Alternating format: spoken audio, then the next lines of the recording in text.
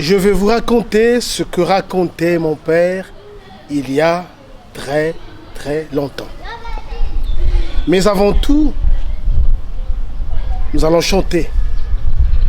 On va chanter comme le faisait mon père il y a très longtemps.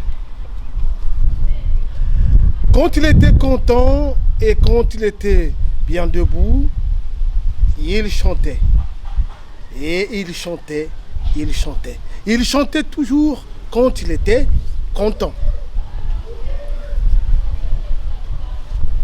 Tu m'as déçu, chouchou. Je suis resté ignoble. Vraiment, tu m'as trahi par tout mon cœur. À l'Avignon, ça, mon amour. Nalulio, nalulakio, oh. Masoyo lobaka na ngai ya lokuta. Nandimi mabe ya mosala nasalaka. Na mokili oyo. Confiance ezali te. Nakobenga na yo te po na botina yo bana. Chérie, tu m'as trompé, chouchou. Je suis resté ignoble. Vraiment, tu m'as trahi par tout mon cœur. À l'Avignon, ça, mon amour. C'est ainsi que chantaient les vieux. C'est ainsi que chantaient les ancêtres. Mais moi, je vais vous raconter l'histoire de la petite Nkenge. La petite Nkenge, c'était la fille même. La fille que tout le monde aimait dans le village. Elle était tellement belle qu'elle était admirée par tout le monde. Mais, un jour, la mère d'Nkenge dit à sa fille, Nkenge, tu es mon unique enfant. Je n'ai que toi comme enfant. Alors, je ne voudrais pas, quand je ne suis pas là, je ne voudrais pas te voir jouer avec les autres filles de ce village. Parce que toutes ces autres filles, elles sont jalouses par le fait que tu es la plus belle, mais la plus belle des filles dans le village.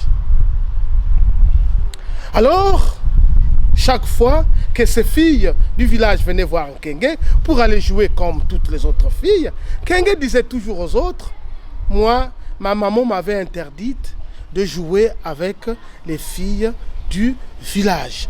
Alors, chaque fois c'était comme ça. Mais Nkenge, elle avait grandi. Et elle avait grandi, elle était déjà une femme, s'il faut le dire. Mais à chaque fois que les autres filles venaient la voir pour partir à la rivière chercher de l'eau, Nkenge disait toujours à ses copines que moi, ma maman m'avait interdite de jouer avec les autres filles du village. Tu m'as déçu, chouchou. Je suis resté ignoble. Vraiment, tu m'as trahi par tout mon cœur. À l'Avignon, ça, mon amour. Et elle avait grandi. Et elle avait grandi. Et elle avait grandi. Mais un jour, la maman était partie au champ. Elle était restée toute seule. Ce jour-là, ses copines étaient venues la voir. Nkenge était en train de piler le saka-saka. Elle pilait tranquillement et à ce moment-là, les autres sont arrivés. Toute une foule devant Nkenge. Alors, cette fois-ci, Nkenge accepta la proposition des autres filles. Elle accepta d'aller à la rivière puiser de l'eau avec les autres filles du village, oubliant la recommandation de sa mère. Elle était toute contente. Elle chantait quand elle marchait et les autres filles du village l'accompagnaient. Elle dansait, elle était tellement contente car pour la première fois, elle était en compagnie des autres filles du village. Mais quand elles sont arrivées à la rivière, pendant que Nkenge était en train de danser au bord de la rivière, les autres filles s'étaient regroupées derrière elle. Sans qu'elle l'ait entendu approcher, les autres filles sont arrivées et on la précipita dans l'eau. Navuma!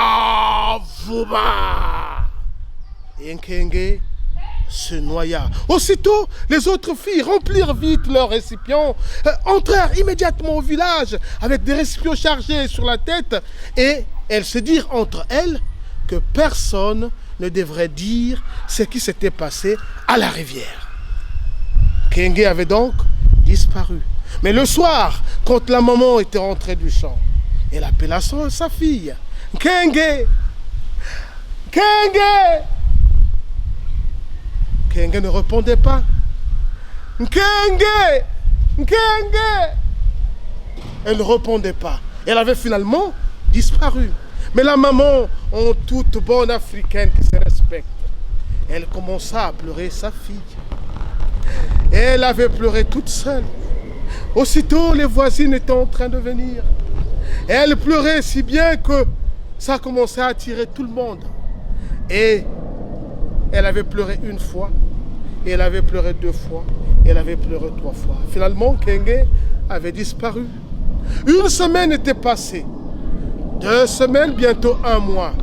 Mais la maman, chaque soir, elle ne faisait que pleurer sa fille. C'était l'unique enfant qu'elle avait. Alors, un jour, un Munkati Matombe, c'est-à-dire un récolteur de vin. Ce monsieur-là, aux muscles bien braqués, il avait l'habitude d'aller au bord de la rivière pour aller cueillir son vin de palme. Au bord de la rivière, il y avait un palmier. Et sur ce palmier, le Munkwanga Matombe, lui, il arrivait, il mettait sur le palmier, il grimpait, grimpait, et arrivé à la cime, il se mettait à couper les palmes, et les palmes tombaient par terre, et il coupait, ça tombait. Et ce n'est qu'à ce moment-là que le récolteur de vin qui était sur le palmier, il a entendu une voix qui chantait. Cette voix disait, Munkwanga Matombe, Munkwanga Matombe, unkambila tata na mama. Munkwanga Matombe, unkambila tata na mama. Ah, ki ye, mumeno mambo te bampondila. Ah, ki ye. Alors aussitôt, le Munkwanga Matombe comprit et il avait remarqué que c'était la voix de la belle Nkenge qui avait disparu dans le village. Aussitôt, il lâcha ses mains, il est arrivé par terre, oh, boum, il s'est cassé un bras, mais puisqu'il avait entendu la voix de la belle fille qui avait disparu, il était parti en courant. Il avait couru, et quand il est arrivé au village, il commença à dire à tout le monde, je l'ai vu, je l'ai entendu, je l'ai vu, je l'ai entendu. Et tout le monde du village se posa la question, tu as vu qui? Et tu as entendu qui? Et lui ne cessait de dire, je l'ai vu, je l'ai entendu. Ainsi, dans le village, on commença à le trouver un peu de bizarre. Il y a de ceux qui se disaient qu'il s'est cassé un boulon. Il y a de ceux qui se disaient qu'il est devenu fou. Il y a de ceux qui se disaient qu'il était devenu malade. Mais non, lui, il avait entendu. Il avait entendu la voix de la belle Nkenge qui avait disparu bientôt 2 mois dans le village. Mais tellement que le Munkwanga Matombe avait entendu, il était parti jusque dans la case de la maman de Nkenge. Alors, quand il a dit, je l'ai vu, je l'ai entendu, et la maman a dit, qui? Nkenge. Alors la maman, toute contente, elle s'est remise à pleurer. Alors elle avait pleuré sa fille qui avait disparu bientôt 2 mois. Il fallut donc aller voir le chef du village. Le chef du village ordonna donc à tous les habitants de ce village-là d'aller à la recherche de Nkenge, de demander au récolteur de vin de refaire ce qu'il avait fait pour voir si cette voix qu'il avait entendue et la voix qui sortait de l'eau pouvait encore chanter. Alors le Munkwanga Matombe, malgré son bras qui était cassé, il accepta de repartir et de se remettre sur le palmier. Alors quand il arriva, il s'est mis sur le palmier. Il avait grimpé, et il avait grimpé jusqu'en haut du palmier. Alors là, il s'est mis à couper les palmes. Pouah, une palme était tombée. Pouah, une deuxième était tombée. Pouah, une troisième. Et finalement, tous entendirent cette belle voix qui sortait du fond des eaux. Et cette voix disait, Mukwanga matombe, unkambila tata na mama. Mukwanga matombe, unkambila tata na mama. Ah, qui ye, umeno mambo te bampondila.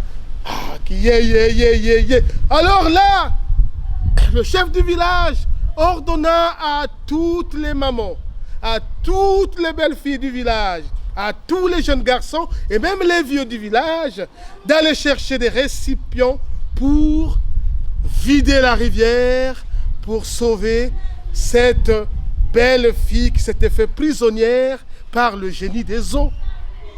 Alors, ce fut d'abord le tour des vieilles femmes. Elles prirent leurs récipients, elles se mirent donc à vider la rivière. Elles étaient en train de vider.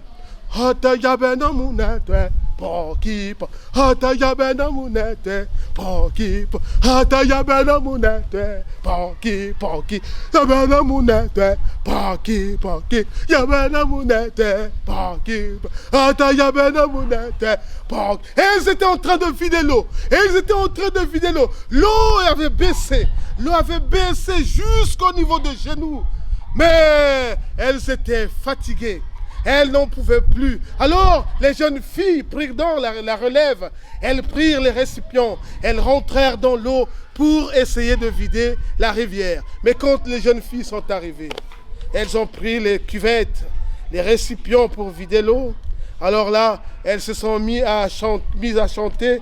Ataya bena munete, pakipa, ataya bena munete. Aussitôt, l'eau commençait à remonter.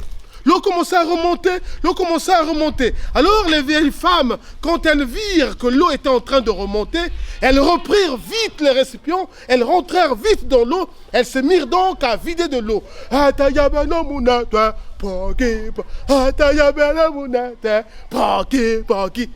Elles avaient vidé toute l'eau de la rivière. Finalement, il ne resta que la boue. Et sur cette boue, elles virent glisser une malle en or. Et cette malle vint donc se poser devant eux. Mais sur cette malle, il y avait une petite clé. Tous se précipitèrent sur la clé pour ouvrir la malle. Mais les femmes d'abord, elles ont pris la clé, elles commençaient à ouvrir. Mais depuis qu'elles étaient en train d'ouvrir, la malle ne s'ouvrait pas. Alors, les jeunes garçons qui étaient là, eux demandaient la clé à leur tour. Donnez-nous, on va le faire. Nous sommes des hommes, nous sommes des gaillards, on va le faire.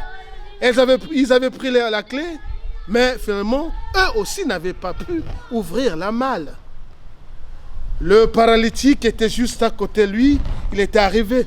Alors il a dit, donnez-moi aussi, je vais ouvrir. Alors là, tous les jeunes n'étaient pas d'accord avec lui. Nous qui sommes normaux, nous qui sommes forts, on n'a pas pu ouvrir la malle. Et toi, un paralytique, et tu es sûr d'ouvrir la malle? Il a dit, donnez-moi, je vais essayer, on ne sait jamais. Alors, on remit la clé au paralytique. Il avait pris la clé. Et une fois qu'il avait enfoncé la clé dans la serrure, ils entendirent clac, clac. Et d'un seul coup, coin, la malle était ouverte. Alors, qu'est-ce qui était dans la malle? Kenge est sorti de la malle. Elle était encore plus belle qu'avant. Le seul discours qu'elle avait sur sa bouche, c'est un discours de paix. C'est un discours d'entente, un discours d'harmonie. Elle pardonna toutes les filles qu'il avait précipitées dans l'eau et elle accepta son injuste punition. Nalula kiyo namona kiyo masoyo lobaka na ngai alokuta nandimi mabe ya mosala nasalaka na mokili oyo confiance ezali te Nakobenga na yo te pona botina yo bana. Mamie, tu m'as déçu chouchou. Je suis resté ignoble. Vraiment tu m'as déçu par tout mon cœur. Avignon à mon amour. Voilà la petite histoire de Nkenge. Et ceci se passe dans le petit village de Kimpoko, non loin du district de Yamba.